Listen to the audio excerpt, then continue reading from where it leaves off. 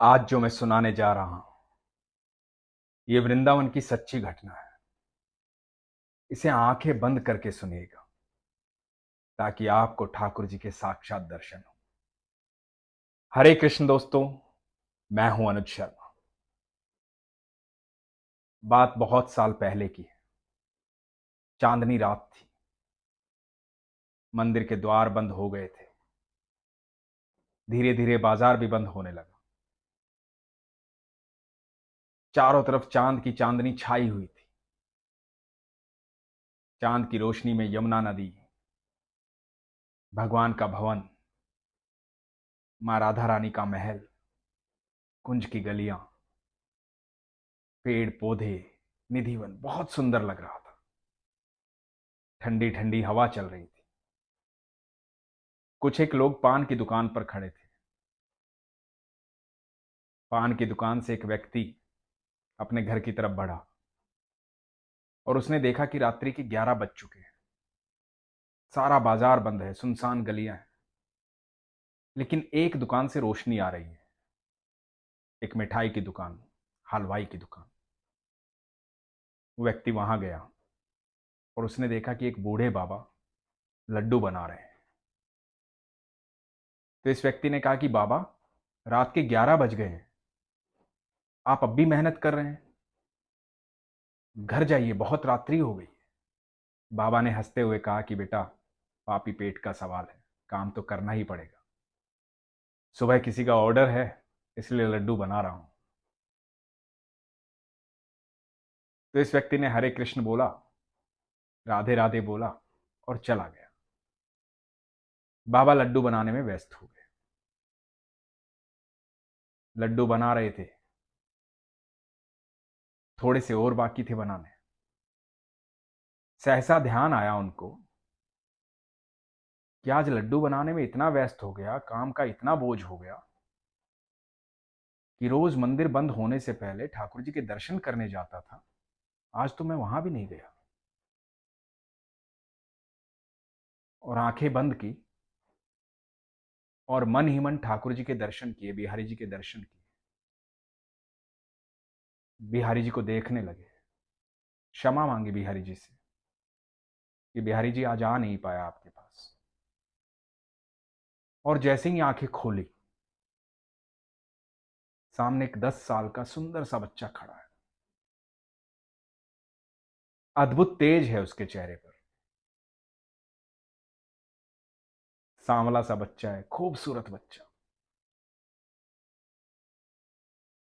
अलग ही आभा है। बाबा देखकर स्तब्ध रह गए कि इतनी रात्रि में ये बच्चा कहां से आया। तो बच्चा बोलता है, बाबा बहुत भूख लगी है, लड्डू खाने का मन है, लड्डू दे दो। तो बाबा देखते रहे उसे।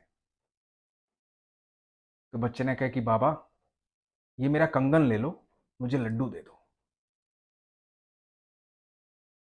बाबा ने देखा कि बच्चा अपना कंगन दे रहा है, लड्डू मांग रहा है। तो बाबा ने कहा कि बेटा कोई बात नहीं, तुझे लड्डू खाना है तो लड्डू ले ले, मुझे कंगन नहीं चाहिए।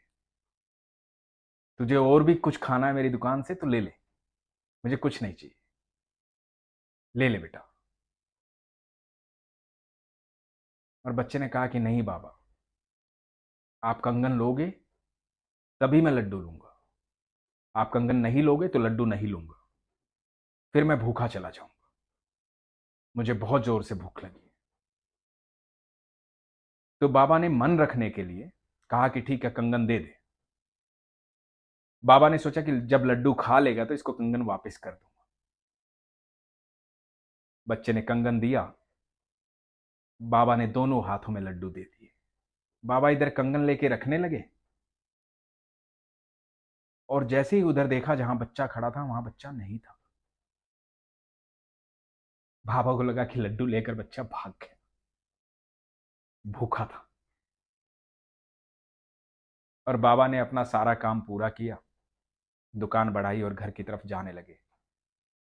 बस एक बात सोच रहे थे कि बच्चा बहुत सुंदर था और संस्कार कितने नेक थे, मुफ्त में नहीं लेना चाहता था। चाहता था कि खाना है लेकिन कंगन ले लो तब खाऊंगा, पर बहुत रईस परिवार का बच्चा लग रहा था, अमीर परिवार का बच्चा था। फिर बाबा सोचने लगे कि इतने अमीर परिवार का बच्चा था तो भूखा कैसे था और अकेला क्यों आया यहां? कहीं माता पिता से नाराज तो नहीं था? और माता पिता को ध्यान रखना चाहिए, रात्रि बहुत हो गई है। ये सोचते सोचते घर पहुंचे, बिस्तर पर लेट गए, लेकिन दिमाग से वो छवि नहीं हट रही थी उस बच्चे की। वो खूबसूरत बच्चा बार बार याद आ रहा था। मन कर रहा था कि उसे दोबारा से देखूं। तो बाबा ने सोचा कि ठीक है, जब बच्चा घर पहुंचेगा हाथ में कंगन नहीं मिलेगा, क्योंकि कंगन सोने का है, तो माता पिता पूछेंगे कंगन कहाँ है। फिर वो बताएगा कि भूख लगी थी, ऐसे ऐसे वहां कंगन देकर आ गया। तो कल माता पिता उस बच्चे के साथ मेरी दुकान पर आएंगे, और जब दुकान पर आएंगे तो मैं उसे देख लूंगा। कल्पनाओं के इस सागर में आकर के बाबा निंद्रालीन हो गए, सो गए। सुबह उठे, दिनचर्या शुरू की।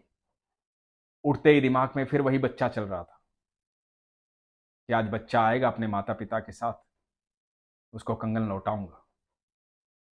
और कुछ दिमाग में चल ही नहीं रहा था। बड़ी कोशिश की दिमाग को शांत करने की, लेकिन हो ही नहीं रहा।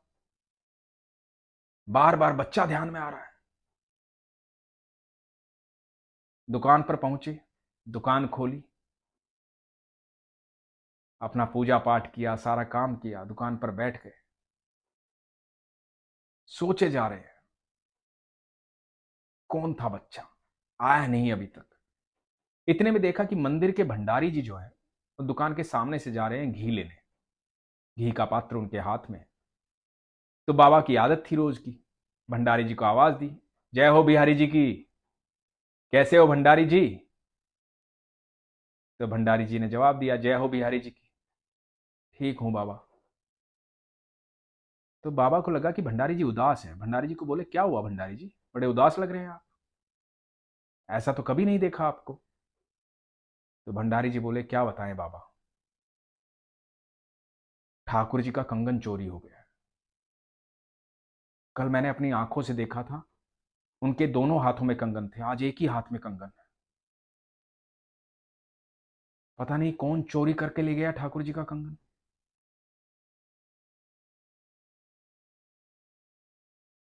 और ये बात इधर भंडारी जी कह रहे थे, और इधर बाबा जो है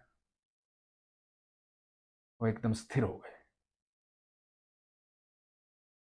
तो भंडारी जी ने देखा कि ये क्या हुआ।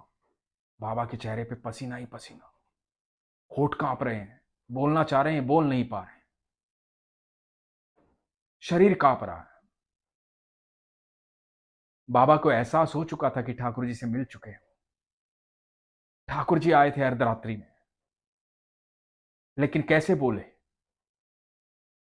ठाकुर जी को देखने के बाद जुबान कहां रह जाती है आदमी के मुंह में। तो ठाकुर जी हैं, उनकी ऊर्जा ही अलग है। पूरा ब्रह्मांड उनकी ऊर्जा से चलता है, तीनों लोक उनकी ऊर्जा से चलते हैं। उन्हें देखने के बाद बोले कैसे कोई? भंडारी जी ने कहा, क्या हुआ बाबा? बड़े कांपते हाथों से वो कंगन उठाया, भंडारी जी से पूछा, क्या ये ठाकुर जी का कंगन है? और भंडारी जी बोले, बाबा आपके पास कहां से आया, यही ठाकुर जी का कंगन है। बाबा ने सारा वृतांत बताया, आंखों से अश्रु बह रहे थे। बता रहे थे, मेरे कन्हैया रात को आए थे मेरे पास, भूखे थे मेरे कन्हैया, बोले कंगन ले लो बाबा, मुझे लड्डू खाने हैं। कंगन नहीं लोगे तो लड्डू नहीं लूंगा, भूखा चला जाऊंगा। और बाबा रोते रहे, सारी बात बताते रहे। भंडारी जी को याद आया कि कल रात्रि में ठाकुर जी को लड्डू का भोग ही नहीं लगाया था। और भंडारी जी कंगन लेकर के ठाकुर जी के पास वापस चले गए। इधर बाबा अपने कन्हैया को याद करते रहे। कृष्णा को याद करते रहे। यही माया है मेरे ठाकुर की। आप दिल से याद करो, वो प्रकट हो जाते हैं। वो कभी भी, कहीं भी, कैसे भी, किसी के पास भी आ सकते हैं। आप जानते नहीं हैं, आप सबके साथ वो हर पल रहते हैं। आप दिल से याद नहीं करते। और जब आप दिल से याद करोगे, आत्मा से याद करोगे, आप यकीन मानना ठाकुर जी आपके सामने आ जाएंगे। बाबा को याद आया था कि आज मंदिर नहीं गया, आंखें बंद करके मानसिक पूजा कर लेता हूं, मेरे ठाकुर को देख लेता हूं। जैसे ही ठाकुर का ध्यान किया, ठाकुर जी सामने। यही तो माया है उनकी। एक बार दिल से याद करके देखो, यकीन मानना ठाकुर जी आपके साथ खड़े होंगे। वो तो रहते हैं आपके साथ। उन्होंने श्रीमद् भगवत गीता में कहा है, मैं हर जीव के साथ साक्षी भाव में रहता हूं, हर पल रहता हूं। आप एक बार पुकार के तो देखो ठाकुर को। अपने आप आपको अनुभूति हो जाएगी कि कृष्ण आपके साथ है, प्रभु आपके साथ है। वो हमारे पिता हैं, हम उनके संतान हैं। वो हमसे बेहद प्रेम करते हैं। समस्याओं में उलझे रहते हो, समस्या का हल तो कृष्ण है। कृष्ण के साथ रहो, कृष्ण के पास रहो, समस्याएं रहेंगी नहीं। अपने विश्वास को मजबूत रखो, अपना ख्याल रखो। हरे कृष्ण।